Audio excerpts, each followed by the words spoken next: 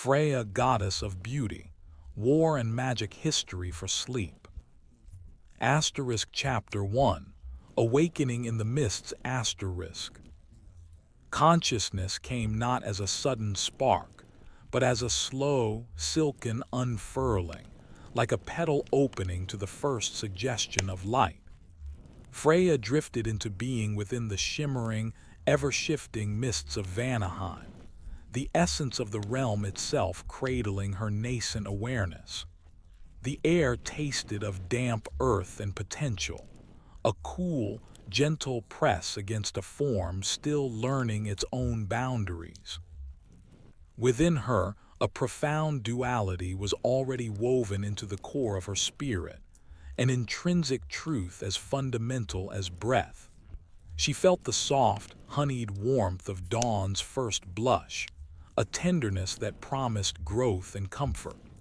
Yet intertwined with that gentleness lay a latent sharpness, the keen, anticipatory hum of awaiting battle, not a desire for conflict, but the inherent understanding of its necessity, the strength required to protect the softness.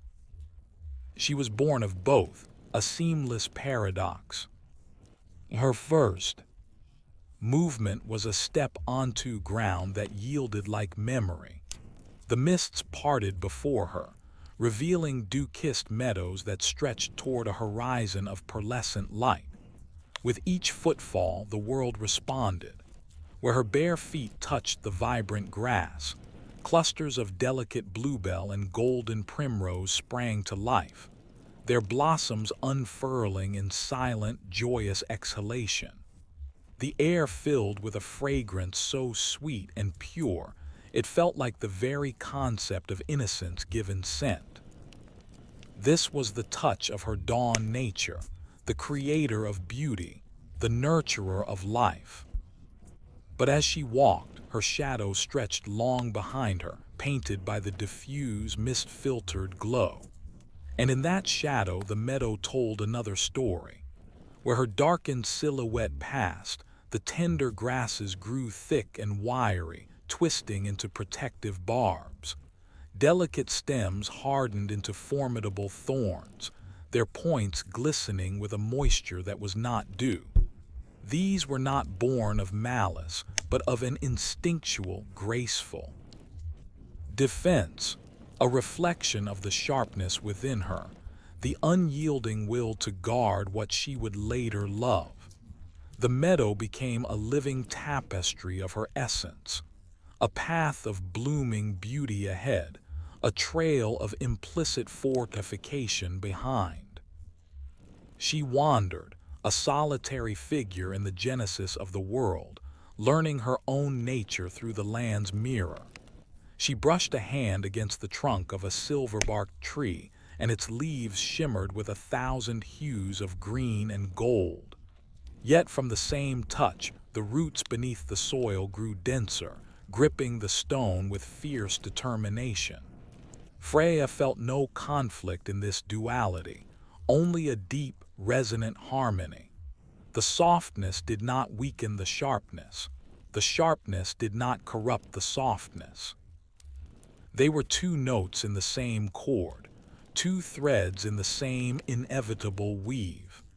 The mists of Vanaheim, her home, held her in this state of becoming, a goddess awakening not to a single purpose, but to the beautiful, complicated truth of her own existence, forever both the blossom and the thorn. Chapter 2, The Gift of Seiðr, Part 1. The grove existed in a perpetual state of whispered secrets, a hallowed circle of ancient oaks where sunlight fell in dappled, shifting coins upon a floor of velvet moss. Here, the air thrummed with a different frequency than the open meadows, a subtle vibration that spoke of hidden patterns and threads woven just beneath the skin of the world. Freya's mother led her there in silence, her own presence a calming resonance that stilled the girl's restless spirit. This was the place for beginnings of a deeper kind, for learning the language the world used when it dreamed. Her mother's hands, smooth and strong, cupped Freya's smaller ones, turning them palm up to the filtered light.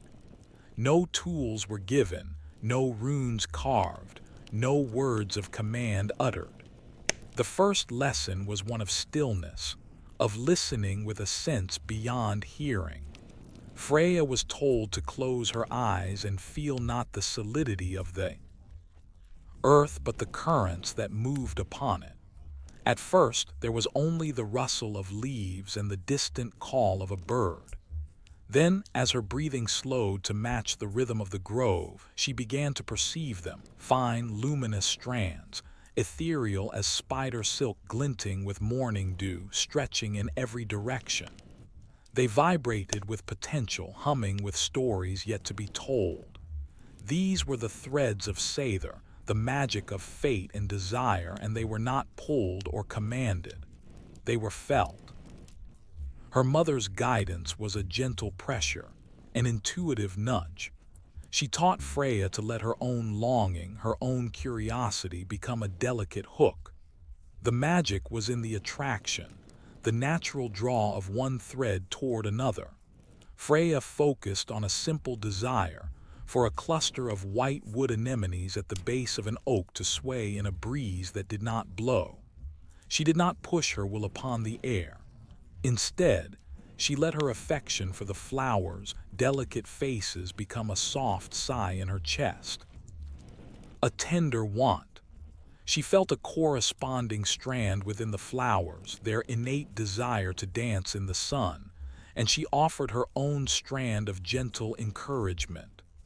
The threads brushed, intertwined. A moment later, a sigh of wind, sweet and warm, moved through the grove, and the anemones bowed and lifted in a graceful, silent ballet. The success was a flutter of joy in her heart, but her mother's touch was a steadying reminder. Seiðr was not a game. It was a conversation with the fabric of existence, and every utterance had an echo. To weave with fate was to become intimately tied to its textures, its sharp edges and its soft yields. As Freya grew more accustomed to the shimmering web, her perception deepened. The threads were not uniform. Some sang with the bright gold of joy, others thrummed with the deep violet of sorrow, and still others pulsed with the fierce red of passion. They were emotion given form, and the magic was born from recognizing and harmonizing with them. It was, during one such exercise, her consciousness adrift on the silent river of strands, that the vision found her. She was not seeking it. It was as if two particularly potent threads, one of radiant, sun-warmed amber and another of cold, polished silver, suddenly twisted before her inner eye and pulled taut. The amber thread swelled, becoming a sensation of overwhelming warmth, a connection so profound it felt like finding a part of her own soul she had never known was missing. She saw glimpses not of a face, but of a presence, a laughter that matched her own, a restlessness that mirrored her spirit, journeys shared under alien stars. It was a future love, a resonance so deep it shaped the very air around it into a sanctuary of belonging. But intertwined with the amber was the unyielding silver thread, and from it bloomed a sensation of hollow silence, a vast and aching absence where the warmth had been. It was a loss so integral to the love that it seemed to be its shadow, a price woven into the joy itself. The vision did not show a death, but a departure, a leaving that stretched into an endless horizon of quiet yearning. The cold of the silver seeped into her, a chill that had nothing to do with the grove's air. Freya's eyes flew open, her breath coming in short gasps. Tears, unbidden and hot, traced paths down her cheeks. Her mother gathered her close, saying nothing, for no explanation was needed. The lesson was now etched into Freya's spirit, far deeper than any simple spell. She had learned to feel the threads, and in doing so, she had touched the profound, beautiful, and terrifying truth. Magic was not a force separate from the heart. It was the heart's own language, its deepest desires and its most profound wounds given power to shape the world. The gift of seiðr was the gift of feeling everything more intensely, the exquisite joy and the inevitable sorrow, forever intertwined. Chapter 2, The Gift of Seiðr Part 2. Mastery was not a destination, but a deepening relationship with the whispering world. In the sunlit clearings and twilight hollows of Vanaheim, Freya practiced the art of gentle persuasion. She learned that seiðr was not about breaking reality's rules, but about convincing reality to dream a different dream for a moment. Sitting before a wild rosebush laden with crimson blooms, she would pour her focus not into the flowers, but into the idea of impossible fusion, the delicate perfume of a rose married to the crisp, sweet weight of an apple. She would feel for the thread of potential within the plant, the latent memory of every fruit its ancestors might have borne, and offer it a vision of gilded perfection. Her magic was a catalyst, a spark. The petals would shiver, their red hue deepening, then brightening into a burnished, metallic gold. They would swell, their forms reshaping, until the branch sagged under the weight of perfect, gleaming apples that smelled faintly of summer roses. The transformation was always temporary, the apples dissolving into mist after a few hours, but the lesson was permanent. Reality was malleable to heartfelt suggestion. Her influence grew to encompass greater forces.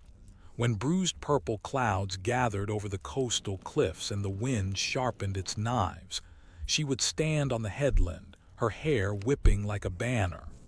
She did not shout commands at the storm. Instead, she extended her awareness into the tumult, finding the frantic, discordant threads of the gale and the pounding rhythm of the agitated sea. Into that chaos, she wove a thread of her own calm, a memory of absolute stillness from the heart of the grove. She hummed it, a sound felt more than heard, a lullaby for the elements. The wind would first hesitate, its fury interrupted by a note of curiosity. Then slowly it would relent, its breath softening to a sigh. The waves would cease their crashing, subsiding into a gentle, rocking swell. The storm departed not as if banished, but as if soothed. Back into slumber, leaving a sky washed clean and dripping with quiet. Yet each act of shaping exacted its toll. The magic flowed from her, but it was not drawn from some external well. It was spun from the raw material of her own being. The golden apples left a faint, pleasant exhaustion in their wake, a gentle depletion like the satisfied tiredness after laughter. Calming the storm, however, required a profound inner stillness that she had to cultivate from within her own spirit, a peace she had to genuinely feel and offer. It left her hollowed and quiet for hours afterward. She learned that weaving a thread of joy to encourage a barren field to bloom would, for a time, mute her own capacity for delight, as if she had lent it out and must wait for its return. Conversely, when she once turned a patch of blight from a sacred grove by connecting to the resilient thread of life within the soil, she had to channel a formidable, stubborn will that left her feeling brittle and sharp-edged. For days, The magic was a mirror, reflecting her own emotional state and then amplifying it into the world, but in doing so, it temporarily spent the very emotion it used. She was both the weaver and the thread, the singer and the song, and every spell left her subtly altered. The understanding of this price settled upon her not as a burden, but as a solemn truth. It was during a period of such depletion, after a long day of mending a tapestry of frayed destinies for her people, that the inspiration came. She needed a symbol, a focus that would not drain her, but would instead remind her of her own nature and grant her perspective. High in the mountains, where the air was thin and the world stretched out below like a living map, she sought the falcons. She did not summon them with magic. She sat in patient silence for 3 days and nights, her own keen spirit a quiet beacon. On the 4th dawn, a pair of them circled down, landing on rocks nearby with fierce, graceful dignity. She spoke to them not with words but with shared images. The thrill of the high, cold wind, the piercing clarity of sight from impossible heights, the freedom of the boundless sky. One by one, they offered her gifts, not plucked, but naturally shed. Long, perfect flight feathers of speckled brown and gray and white. Each feather was a testament to resilience, to sharp-eyed survival, to sovereignty over the open air. With painstaking care and no magic but the simple skill of her hands, she began to craft a cloak. She wove the feathers onto a supple leather base, each quill placed with intention, creating a garment that shimmered like living mist and sunlight. As she worked, she imbued it not with a spell but with a promise, a reminder of the freedom inherent in her spirit, the ability to rise above the tangled threads and see the greater pattern. When she fastened it finally around her shoulders, the weight was negligible, but the feeling was transformative. It was not a tool for flight, but a mantle of identity. In its embrace, she felt the keen sight of the falcon, the ability to perceive the vast weave of fate from a distance, and the enduring truth of her own liberty. The cloak was her sanctuary and her standard, a symbol that she was, at her core, both bound to the world's beautiful sorrows and forever free to soar above them. Chapter 3, Journey to Asgard. The bridge burned not with fire, but with promise and peril, a searing arc of impossible light against the star-dusted void of Ginnungagap. Bifrost trembled under Freya's feet, its rainbow hues vibrating with the residual echoes of recent strife. The war between the Aesir and Vanir was over, its formal conclusion a brittle parchment signed in mingled blood and mead. Her journey across the chasm was no victory march, but a delicate living thread of diplomacy, a goddess of Vanaheim walking into the golden stronghold of the conquerors, a gesture of peace woven from necessity and a cautious, open heart.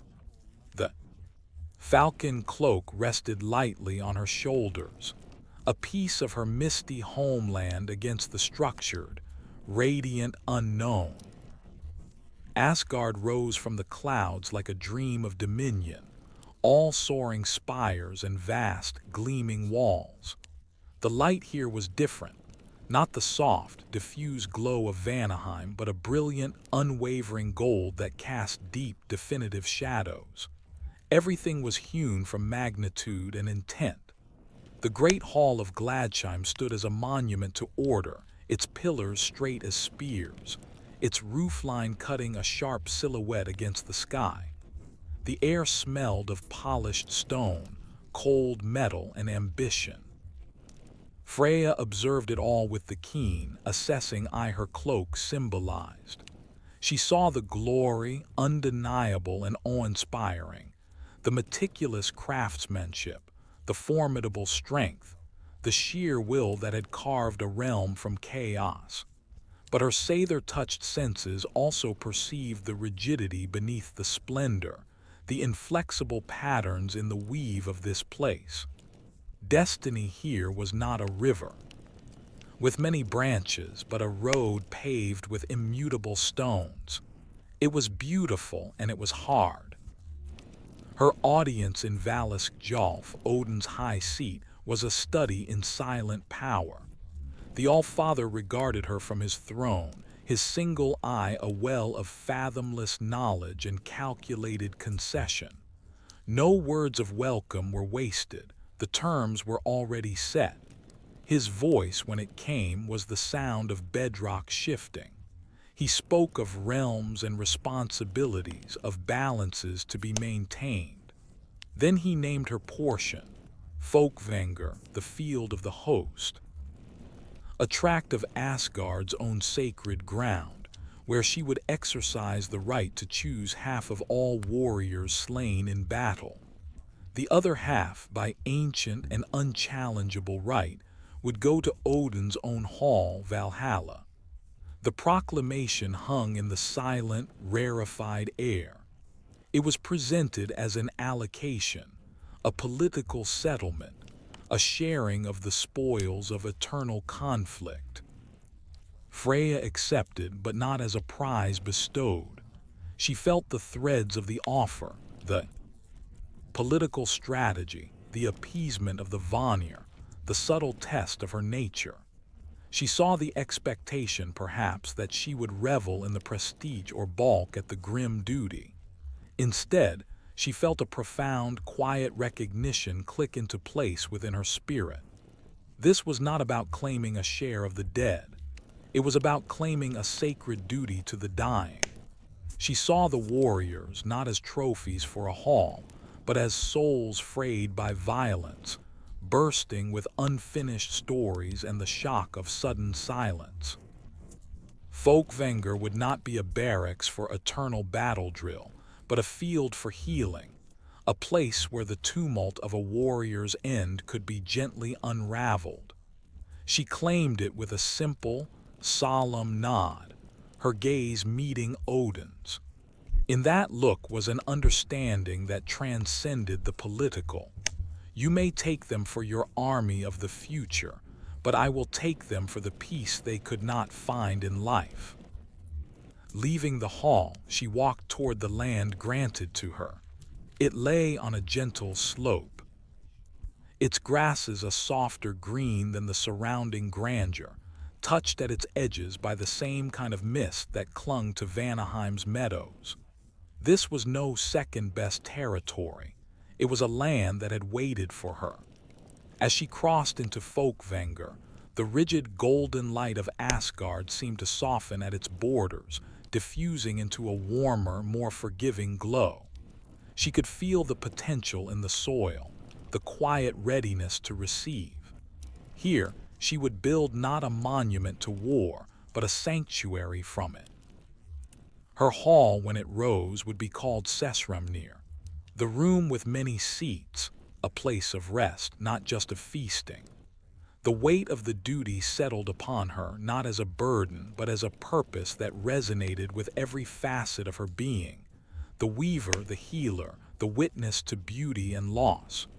She had come to Asgard a diplomat of a defeated people, but she stood now on her own field as a sovereign of solace, ready to gather the fallen not with the gleam of conquest, but with the gentle, unwavering hands of a guide. Asterisk Chapter 4. The Halls of Fólkvangr Asterisk. Seiðr did not scrape the sky like the halls of Asgard. It rested upon the gentle slope of Fólkvangr as if it had grown there, its walls of pale, silver-veined wood and its roof of living turf blending into the landscape. Smoke, fragrant with applewood and thyme, curled from its central hearth to join the perpetual, gentle mist that clung to the field. This was not a barracks for the eternally rehearsing dead, but a sanctuary woven from quiet. Freya walked its length each dawn, her footsteps silent on the rush-strewn floor. The hall was vast, yet intimate, its many seats arranged in clusters around low tables, not in rigid rows.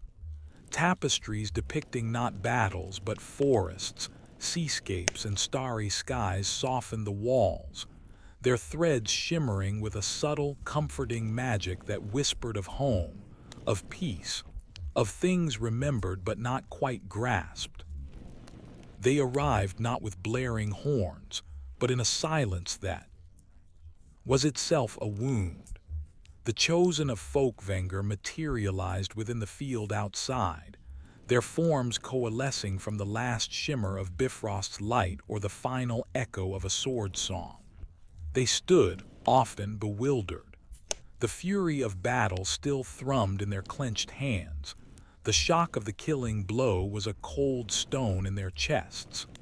They saw the serene hall, the soft light, and their warrior instincts bristled at the absence of clamor, interpreting the peace as a new kind of threat. Freya met them at the great wooden doors which stood always open. She wore no armor, bore no visible weapon. Her gown was the color of twilight, and the falcon cloak rested upon her shoulders, its feathers stirring in a breeze that did not touch the air. Her smile was her first and greatest magic here, a gentle, encompassing curve of the lips that held no pity, only profound recognition. It was a smile that understood the fierceness that had brought them to her door, the rage and courage and desperation that had carved their path to this afterlife. It belied none of it. It simply offered a space where that fierceness no longer needed to be wielded. She would approach the newest arrivals, her presence a calm tide washing over their ragged edges. To a broad-shouldered warrior still gripping the ghost of an axe, his eyes wild with unspent violence, she would simply lay a hand upon his forearm. Her touch was cool and steady. She did not speak words of comfort, for words were yet too sharp, too specific. Instead, through the contact, she allowed a thread of her own seiðr to unwind, not a spell, but a sensation. It was the feeling of a deep breath after long submersion, the relief of a weight lifted, the quiet after a storm. The battle shock, that cacophonous ringing in the spirit, met this gentle frequency and slowly, grain by grain, began to settle. The warrior's grip would loosen. The wildness in his eyes would soften into exhaustion, then into a dawning, fragile confusion. The fight was over, the need for it was gone. Only the person remained. Her work was in the listening.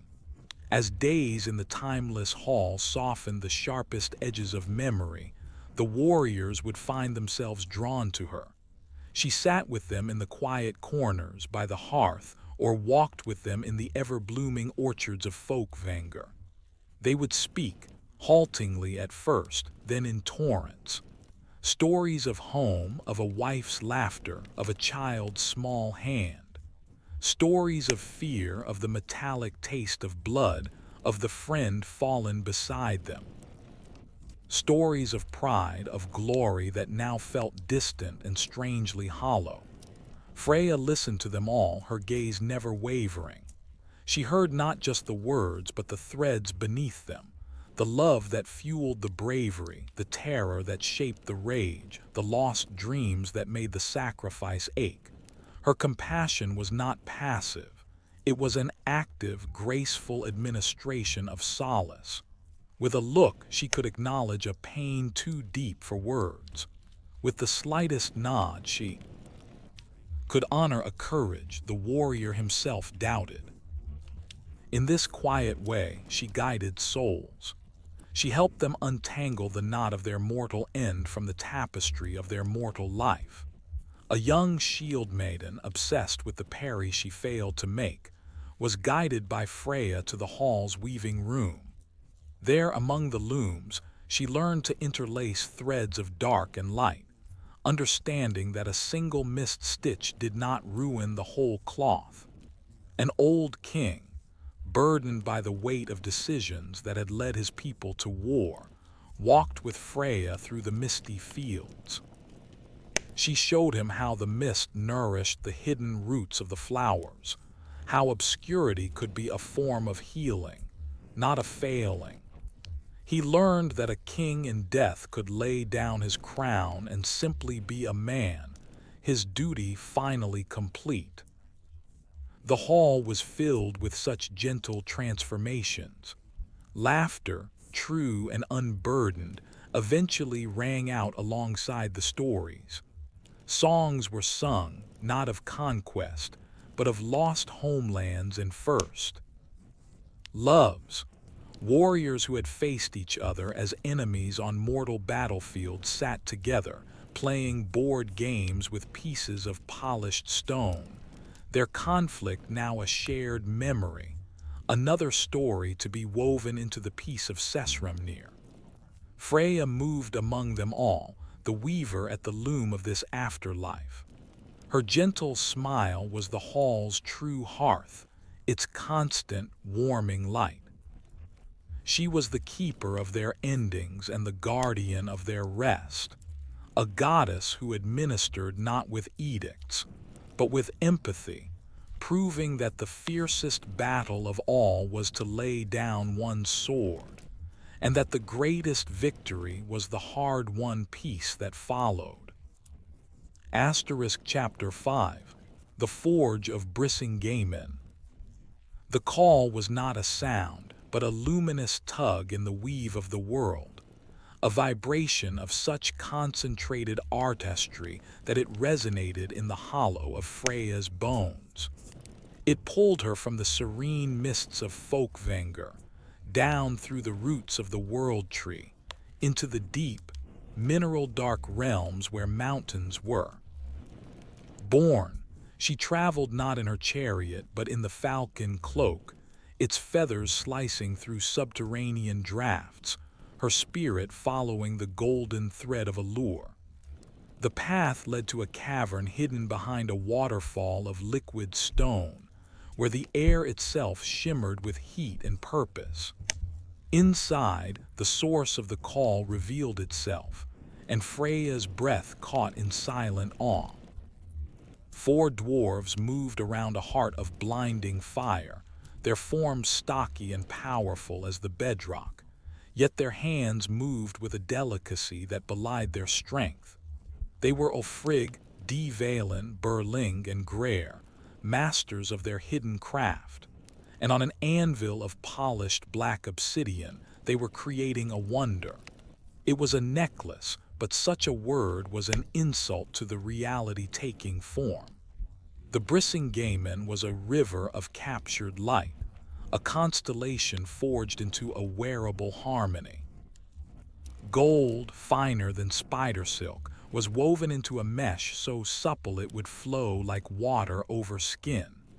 Into this web, they were setting gems that held entire worlds within their facets, rubies that glowed with the heart fire of dragons, sapphires deep as midnight oceans, emeralds holding the essence of primeval forests, and diamonds that were not clear, but shone with a soft, internal radiance like captured starlight. Each jewel was not merely placed but sung into its setting. The dwarves, low, rhythmic humming a part of the metallurgy, binding magic to form with every precise tap of their tiny hammers. Freya stood in the shadows unseen, her desire a sharp, sweet ache in her chest. She understood with the instant clarity of her seiðr that this was no mere trinket of vanity.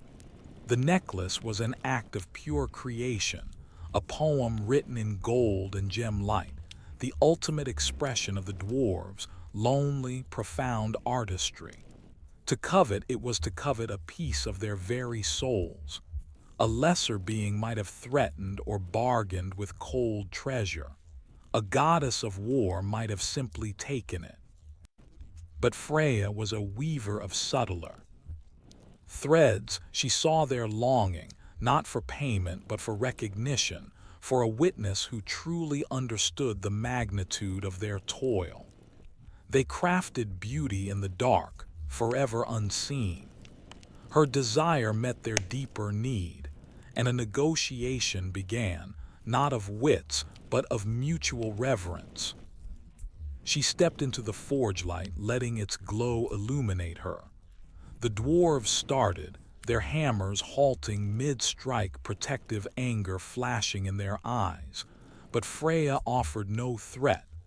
She did not reach for the necklace.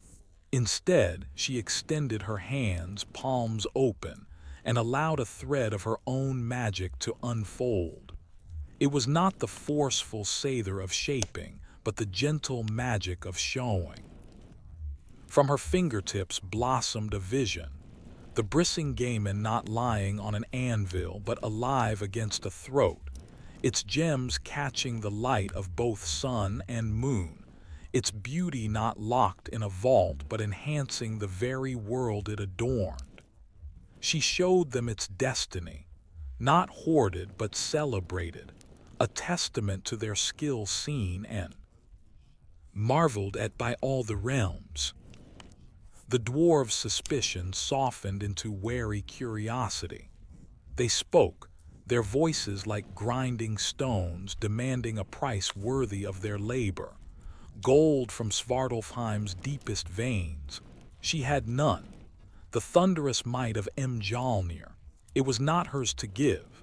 Freya smiled, the same gentle smile that calmed the battle dead.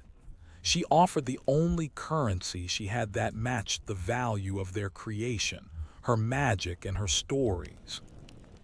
She proposed a night, a single turning of the great wheel where she would pay for the necklace not in one lump sum, but in installments of wonder. Each dwarf would have his own portion of the night, and she would give him a tale so vivid, so true, it would be as if he had lived it himself. A story for a strand, a vision for a jewel. Ulfrig, the eldest, who shaped the gold, asked for the memory of creation itself. Freya sat beside his forge, and with her seiðr she did not tell a story. She wove one into the very air. He felt the first heat of the newborn sun on his face, saw the slow dance of molten metals in the world's crucible, heard the silent, seismic song of cooling continents. He experienced the primal joy of making something from nothing. When the vision faded, his eyes, old as stone, were wet. He nodded, and the first section of the golden mesh was laid gently aside for her. For Valen, the gem cutter, she offered a journey to the heart of a living star. Her magic spun a tapestry of light so intense it was beyond color, where pressure and time crystallized into perfect facets, where fire became solid, singing jewel. He felt the infinite patience of cosmic formation, the breathtaking violence of beauty born from cataclysm. He touched the essence of what he sought to emulate, and with a sigh of profound satisfaction, he placed a perfect, star-held diamond into her waiting hand. Berling, the weaver of settings, desired to understand connection. Freya showed him the hidden web of the world, not the threads of fate but the physical, tender connections. The root that cradles the stone, the mycelial threads whispering between trees, the gravitational pull of moon on tide, the invisible bond between heart and heart. He saw how each piece, no matter how glorious, relied on the others, and how the setting was not a cage, but an embrace that allowed the gem to shine. Moved, he crafted the final, intricate clasp before dawn. Finally, for Greer, the infuser of magic, she offered a story of her own deepest loss, the silent absence of Other. She did not speak it with words, but let him feel the hollow chill of it, the yearning that turned tears to gold, the love so vast its shadow was an endless journey. She showed him that the most powerful magic of all was born not from joy alone, but from the profound depth of feeling, from the beautiful, resilient heart that could contain such contradiction. It was the final, essential ingredient. Greer, understanding that he was placing their masterpiece upon a goddess who embodied its very essence, beauty forged in the fires of experience, gave a solemn bow. As the first false light of a day that never reached the cavern touched the waterfall outside, the four dwarves, honored and understood as they had never been, brought the completed Brisingamen to Freya. They lifted it together, this symphony of their craft, and fastened it around her neck. The weight was nothing, the presence was everything. It settled against her skin, cool then warming, its magic humming in harmony with her own. She had not conquered or bartered. She had paid with the wealth of her spirit, with wisdom, with shared vision, with the acknowledgement of their sacred art. The necklace was hers, and she was its perfect home, a goddess adorned not by theft, but by the most profound and graceful of exchanges. Chapter 6, Love and Longing. The world, for all its woven beauty, had always held a faint echo of solitude for Freya, a quiet space within the music that seemed to wait for a missing harmony. She felt it in the deepest silences of Fólkvangr, in the space between stars during her falcon flights, in the gentle pause after a warrior finished his story. It was not loneliness, for she was never alone, but a subtle recognition that a part of her own pattern remained uncompleted. Then, on a windswept plain in Midgard where the long grasses whispered secrets to the sky, she met the resonance that stilled the echo. He was called Other, a name meaning fury or ecstasy, but his presence was a calm, deep current. He stood watching a herd of wild horses, his form lean and weathered by countless roads, his eyes holding the distant horizons of all 9 worlds. He was a wanderer, a god whose spirit was as restless as the wind, yet whose core possessed a profound, anchored stillness. Freya approached, not with her goddess majesty displayed, but simply as a woman in a gray traveling cloak, the Brisingamen hidden beneath its folds. He turned, and their eyes met. No words passed between them. None were needed. It was a recognition so immediate and complete it felt less like meeting and more like remembering. The sudden, startling realignment of a soul finding its mirrored half. Their connection was not a blaze of sudden passion, though passion was its bedrock. It was the quiet, certain click of a key finding its lock. In Other, Freya saw her own passion reflected, not for war or magic, but for the raw, untamed experience of existence itself. She saw her own restlessness given form in his endless journeys, her own deep-seated desire to understand the heart of things mirrored in his contemplative silence. In her, Other found not an anchor to tether him, but a companion whose spirit could match his stride for stride, whose understanding was as vast as the distances he craved. She was the sanctuary his wandering never knew it sought, a place of return that did not demand he stay.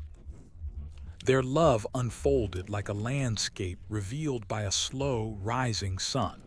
They traveled together, two sovereign spirits exploring the tapestry of the worlds. They walked through the crystalline forests of Ulfheim, where light fractured into rainbows on their linked hands.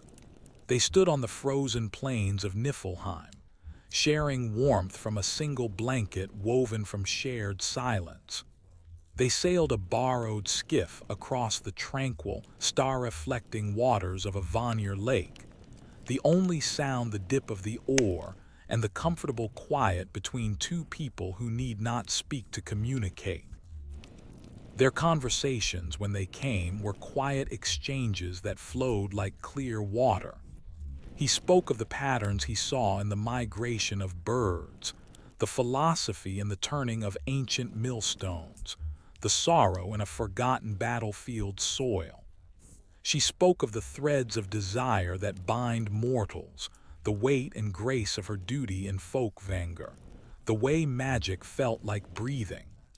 Each listened, not just to the words, but to the soul behind them, finding in the other's essence a perfect, complementary shape. Their happiness was a serene, powerful force, a palpable field that softened the air around them. In a meadow in Midgard, they would lie for hours, her head on his chest, watching clouds sculpt the blue sky. His fingers would trace the line of her neck, just above the Brisingamen, his touch a language more eloquent than any spell. In these moments, the goddess of war and death was simply a woman loved, her fierce complexities held and cherished without question. For Other, the eternal traveler found a hearth in her gaze, a point of celestial navigation in her steady presence.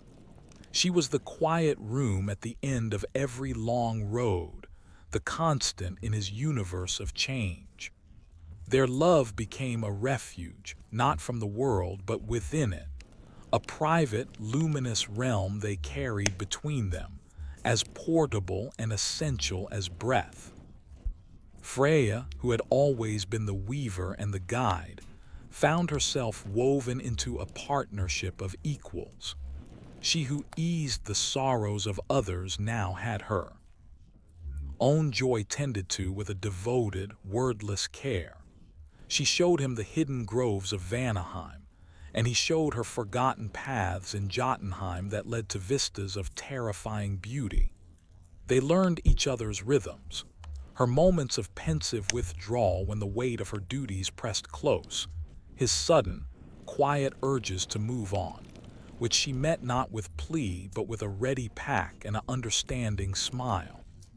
Their love was an active piece, a dynamic harmony that celebrated both union and individuality. It was the deep, soul-recognizing bond her earliest vision had promised, the amber thread of sun-warmed connection made manifest, so rich and full it seemed to bend time itself around them, creating an eternity within each shared glance, each silent journey under the wandering stars. Chapter 7, The Silence of Absence, Part 1. The restlessness in Other was not a flaw, but a fundamental note in his song, as intrinsic as the wanderlust in migrating birds or the westward pull of the sun. Freya had always known this, had loved him for it, matching his journeys with her own. Yet, as the seasons of the worlds turned, she felt the note deepen, shifting from a melody of exploration to a dissonant, compelling drone. His pauses in Fólkvangr grew shorter, his gazes at the horizon longer and more absorbed, as if he were listening to a call she could not hear. His touch when he was home remained tender, but his spirit seemed already leagues away, walking some invisible path only his feet could find. She would wake to find him standing at the window of Sesrumnir, his silhouette etched against the pre-dawn gray, not yearning for the day, but already absent from the night beside her. Then one morning he did not return from a walk along the misty borders of her field. It was not a dramatic departure, no farewell, no conflict, no portentous storm. Simply, the path he took did not circle back. Freya waded through the turning of a day, then another, the Brisingamen cool against. Her skin. She sent her falcon cloak soaring across the 9 realms, its keen sight searching every road, every forest glen, every mountain pass. It returned each time, folding itself around her shoulders with a whisper of empty air. Other was gone, not taken, but vanished into the vastness he had always courted, his absence a sudden, soundless chasm in the world. Her grief did not arrive as wailing. It descended as a profound, glacial stillness. It was the quiet of a deep lake frozen over in a single, breathless night, a surface perfectly smooth, unbroken by ripple or crack, beneath which unimaginable cold and darkness pooled. In the halls of Sesrumnir, she continued her duties. She greeted the newly arrived slain with that same gentle smile, her hands still cool and steady on their battle-shocked arms. She listened to their stories, nodded in that understanding way. But the warriors, sensitive now to the textures of the afterlife, noticed the changes. Her smiles were slower to kindle, taking a heartbeat longer to reach her eyes. Her gaze, as she listened, would sometimes drift past them, fixing on a point in the middle distance, a tapestry, a window, nothing at all, as if she were watching a memory only she could see. The silence around her deepened, not empty, but thick with unshed feeling. She moved through her realm like a sublime automaton, every action precise, every grace note of her magic perfectly pitched. Yet it was as if she performed a beloved song from notation, her technical mastery flawless while the soul of the music had fled.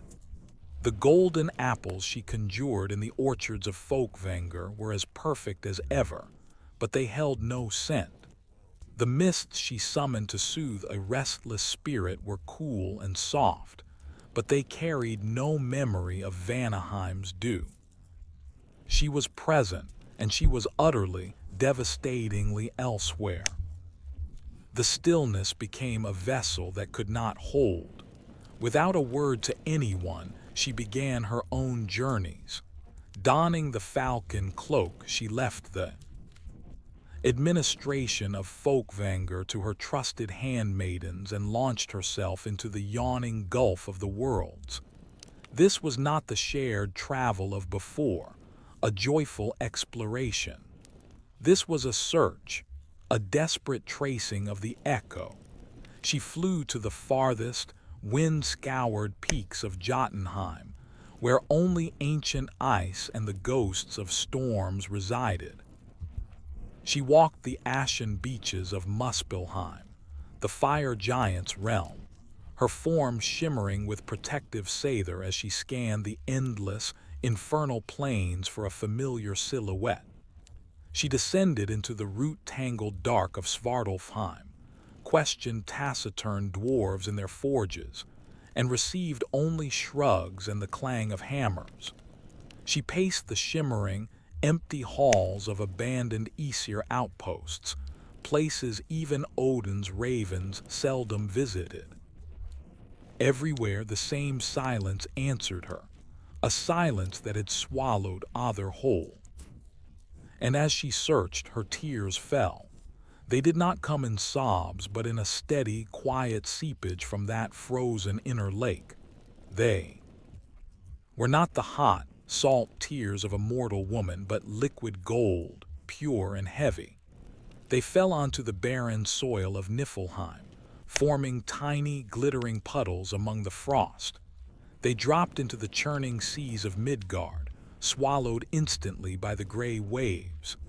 They traced paths through the soot on her cheeks in Muspelheim, solidifying into delicate golden filigree. Each tear was a drop of her love and her loss made tangible, the precious, unspendable currency of her sorrow.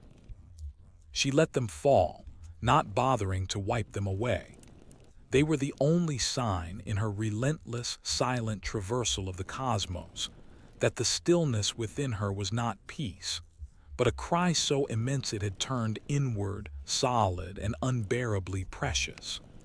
The goddess who had always woven with threads of fate now followed a single, severed strand into the deepening dark, her golden tears marking a trail that led everywhere and nowhere, the only proof that her heart, though silent, was still breaking. Asterisk Chapter 7, The Silence of Absence, Part 2.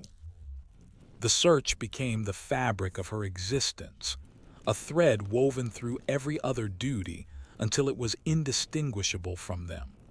Freya's journeys grew longer, her returns to Fólkvangr mere pauses to ensure the hall's peace held before the restless pull drew her out again.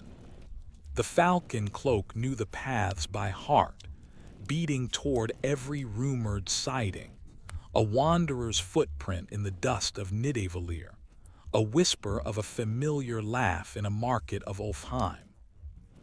Each hope was a tiny, kindled flame, extinguished by the same vast, indifferent silence. The effort wore on her spirit not as a sudden fatigue, but as a gradual erosion, like a cliff face weathered by a ceaseless, sighing wind. Her golden tears fell less often now, not because the sorrow had diminished, but because the well of visible grief had deepened into something subterranean and still. One evening, her wanderings led her to a forgotten shore on the edge of Midgard, a place where the world seemed to fray into nothing. Gray sand met a gray sea under a gray sky, the horizon a blurred line where all distinctions dissolved. No birds cried here.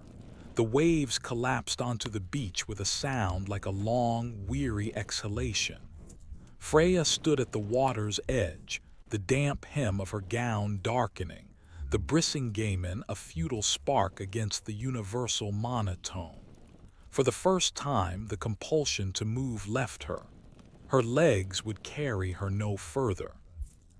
She simply stood, empty of direction, empty of hope, the vast gray mirror of the world reflecting the vast gray stillness within.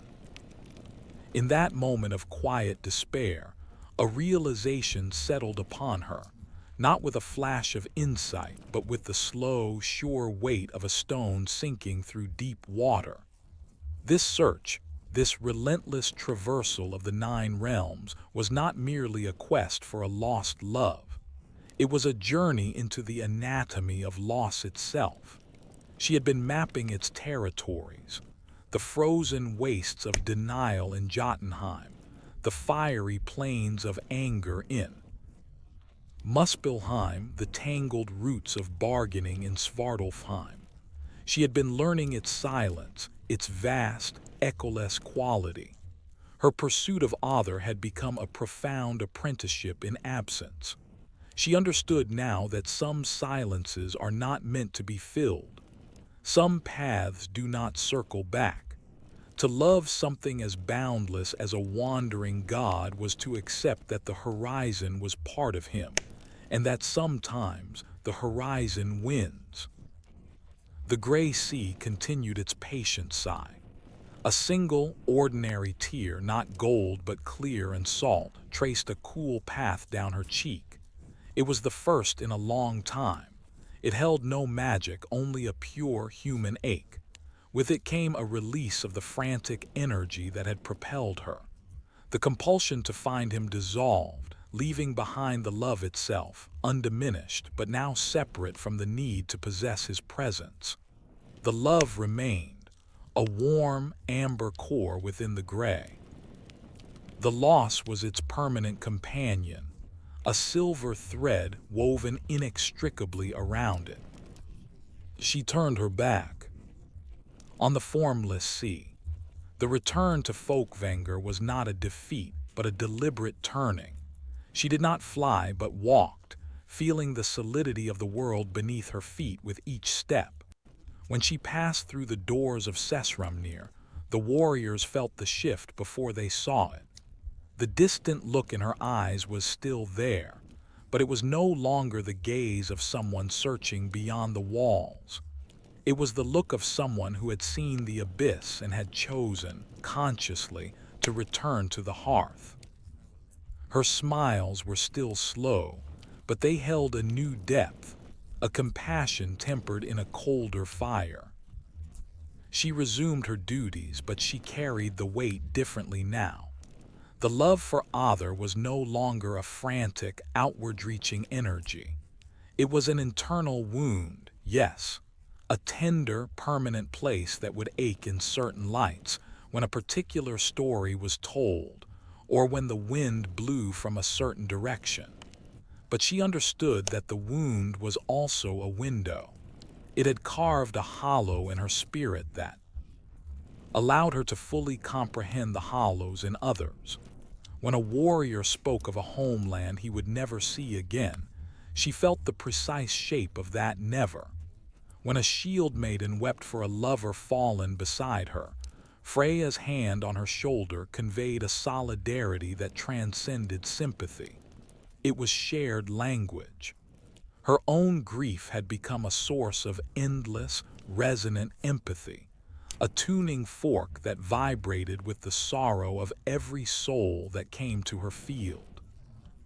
She was the goddess who had lost, and so she could truly, deeply find the lost.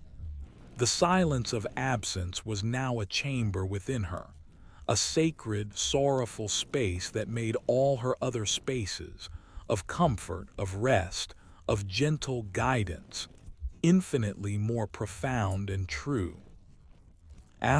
Chapter 8, The Battle That Sang. The warning came not as a shout, but as a discordant plucking in the great web of Midgard's fate. Freya, seated in her silent bower within Seiðr, felt the tremor through the soles of her feet, a jarring, metallic vibration that soured the air.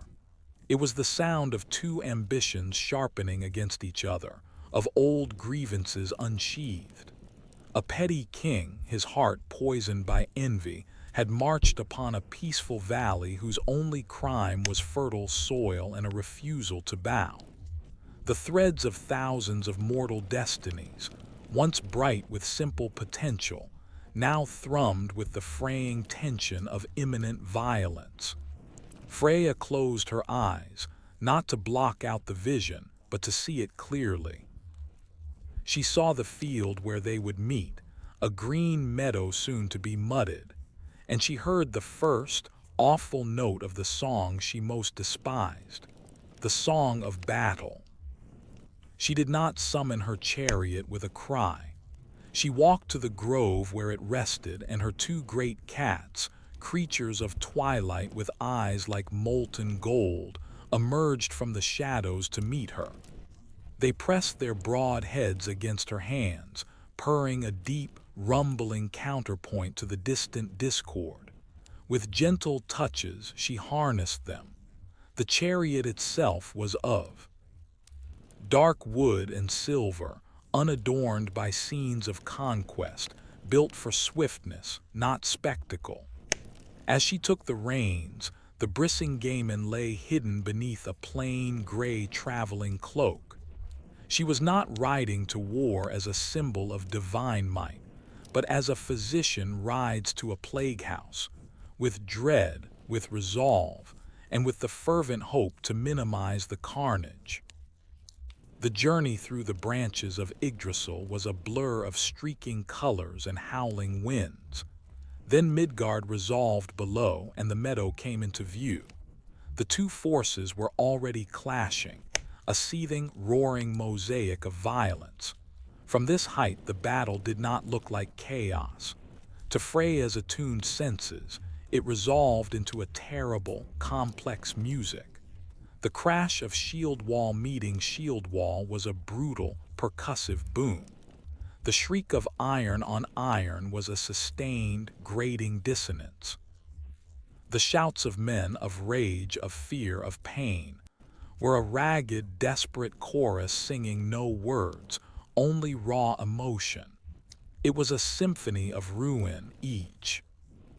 Note a potential soul she would later have to gather and soothe.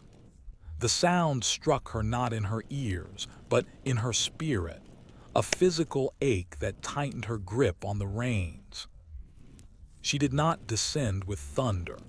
She guided the chariot in a wide, descending arc that brought her to the edge of the fray, where the tree line met the churned grass.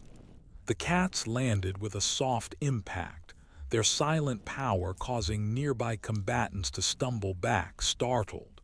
Freya stepped down, letting the gray cloak fall away. She stood revealed, and a strange quiet rippled out from her presence. Here was no helmeted war god, no Valkyrie on a winged steed. Here was a woman of terrifying, unearthly beauty, clad in a gown the color of a fading bruise, a necklace of stars at her throat, her face a mask of sorrowful determination. For a heartbeat, the killing stopped as men gaped. Then the battle music swelled again, swallowing the pause. Freya moved. She did not draw a sword from the air. Instead, she reached into the weave of the conflict itself. Her hands, empty, began to move in fluid, complex patterns, as if conducting the horrific orchestra before her. This was seiðr of the highest, most desperate order, not to create but to harmonize, not to build but to unravel. She sought the dominant, crashing chords of violence and introduced a counter-melody of disruption. A spear thrust aimed at a young farmer's heart would suddenly veer, its shaft bending like a willow branch, burying itself harmlessly in the earth. A sweeping sword meant to decapitate would meet not flesh, but a sudden, gusting whirlwind of leaves and dirt that blinded the wielder. She did not attack the men. She attacked the momentum of the battle itself, introducing stumbles, misdirections, and moments of confusing grace into the brutal rhythm. Yet for the core of the conflict, the two kings and their most fervent champions, subtlety was not enough. Their hatred was a solid, singing note that resisted her softer harmonies. So Freya entered the fray.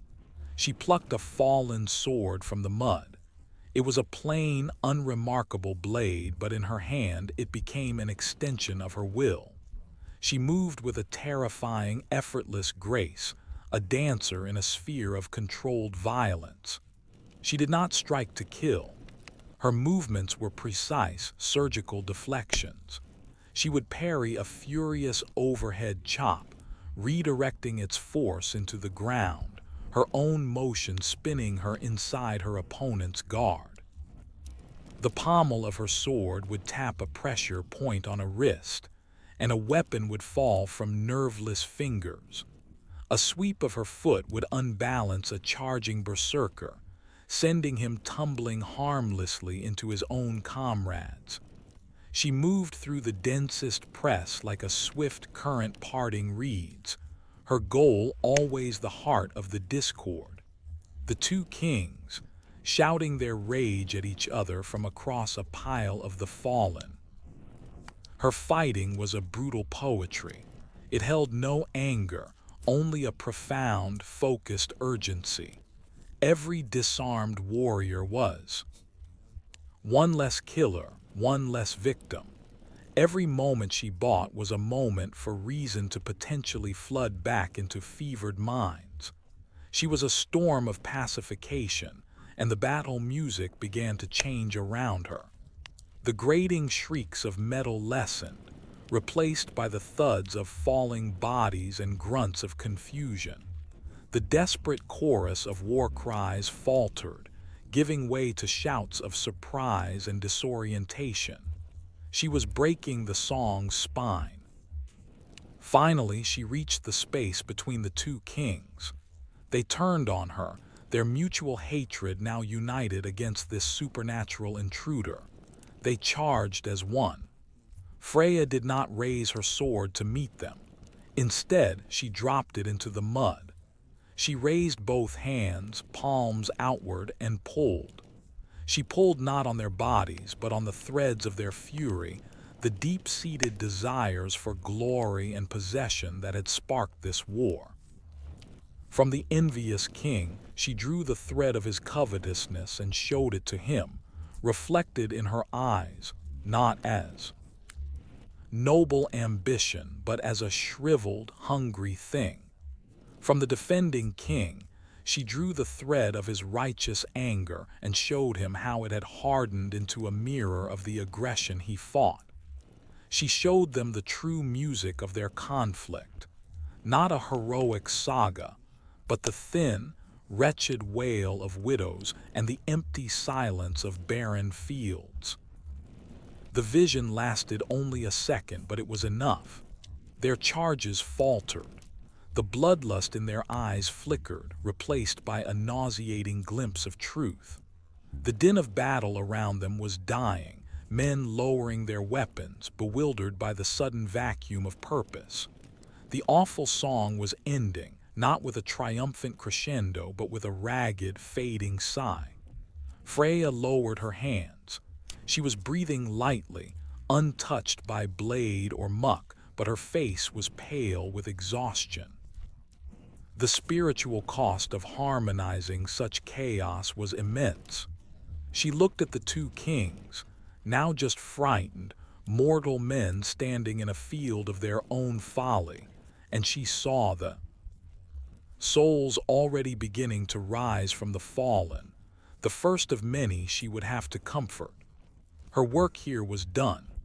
She turned, walked back to her waiting chariot, and the gray cats, sensing her weariness, nuzzled her hands before leaning into the harness. She did not look back as she ascended, leaving behind the stunned silence and the beginning of the long, sorrowful aftermath. Chapter 9, Lullaby for the Weary. The mist that followed the battle was not of Vanaheim's making, but born from the cooling earth and the spent breath of the living, a gray shroud settling over the meadow's wounds. Freya walked through it, her chariot and cats left at the tree line, her form a gentle disturbance in the drifting haze. The song of clashing steel had faded into a silence, so profound it seemed to ring in the ears. Now the field offered its own terrible music. The low moan of the wind through broken grass, the ragged, wet breathing of the wounded, and beneath it all, the vast, humming quiet of the newly dead.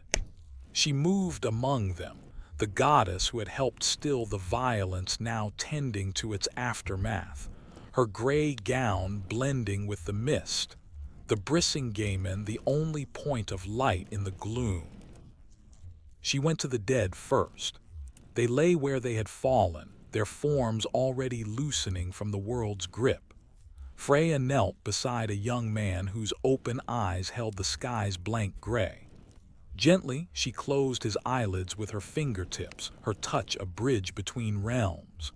For each one, she performed this small rite, a tactile whisper that their struggle was over. Her seiðr, so recently used to bend the frenzy of battle, now softened to the finest thread, seeking the lingering shock in their departing spirits. She found it, a sharp, jagged vibration, the last echo of pain and fear, and she began to hum. It was not a song with words, but an ancient, wordless melody from the dawn of Vanaheim, a tune the mists themselves remembered. It flowed from her, a low, resonant current that wove through the mist and into the stillness of the fallen. The hum did not erase their stories or their endings.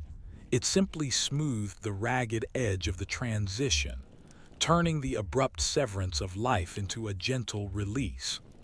One by one, the pale, shimmering forms of the slain began to rise, drawn not by force, but by the lullaby's pull, following its mournful, comforting thread toward the distant glow of Fólkvangr's open doors. Then she turned to the living. The wounded lay in clusters, their pain a sharper, more immediate song. Men clutched at pierced sides or stared at missing hands, their faces pale with shock. Freya moved among them, her steps silent on the churned earth. She did not heal their mortal wounds, that was not her domain, but she tended to the spirit's rupture. To a man shivering despite the sweat on his brow, she placed a cool hand on his forehead. Into his terror, she spun a thread of her lullaby, a sensation of deep, safe stillness, like sinking into a bed of moss. After a long run, his shivering ceased, his breathing deepened. For a weeping boy who would never walk again, she knelt and met his streaming eyes. She offered no false hope, but in her gaze, he saw his own pain reflected and held without judgment, seen as part of a larger tapestry where his life was not defined by this moment alone. The overwhelming wave of his despair met the vast, calm ocean of her empathy and was lessened, not gone, but made bearable. She moved from one to another, her presence a balm, her silent song a suture for the soul.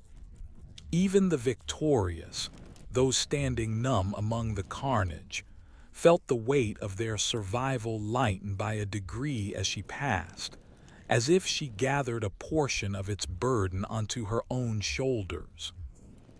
When the last of the slain had been guided onward and the worst of the living's anguish had been soothed into a stunned, manageable quiet, Freya stood alone in the center of the field.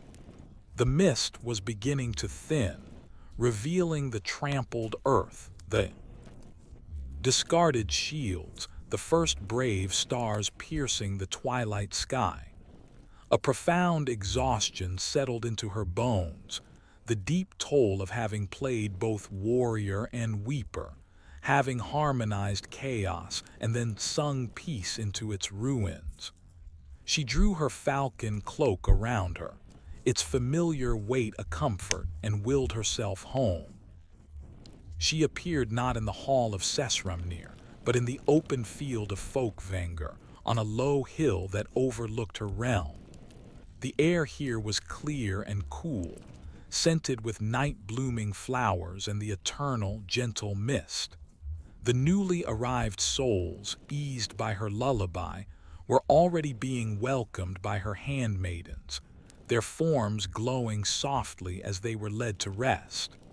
Freya lowered herself to the grass, the cloak spreading around her like wings. She tilted her head back and gazed at the stars, their cold fire mirroring the gems at her throat. In this quiet, she felt the full spectrum of her nature settle into a single, resonant chord. The warrior who had moved through, the battle with terrifying grace, the weeper whose golden tears had once marked a trail through the void of loss, the witch who could weave the threads of fate and desire with a whisper, the guide who gathered the broken and sang them toward rest. They were not separate faces, but facets of a single, luminous truth. She was the goddess of beautiful, resilient contradictions, the love that was a sanctuary and a wound, the beauty that adorned and defended, the magic born of joy and sorrow, the duty that was both a burden and her deepest purpose. The stars wheeled overhead in their silent, ancient dance. From the hall below, a faint, true laughter echoed, a warrior already finding peace. Freya smiled, a slow, weary, and utterly contented curve of her lips, The battle was over. The dead were resting. The living would carry on. Her own long search had ended in an understanding that made every loss part of her strength. She drew a deep breath of the night air, feeling the coolness of it, the sweetness. There was no more need for song, for magic, for guidance in this moment. There was only the field, the stars, and the profound, inviting quiet. She closed her eyes not to sleep, but to simply be, a sovereign of solace at rest in her own domain. Her contradictions harmonized at last, an embodiment of rest earned and peace deeply, fiercely won.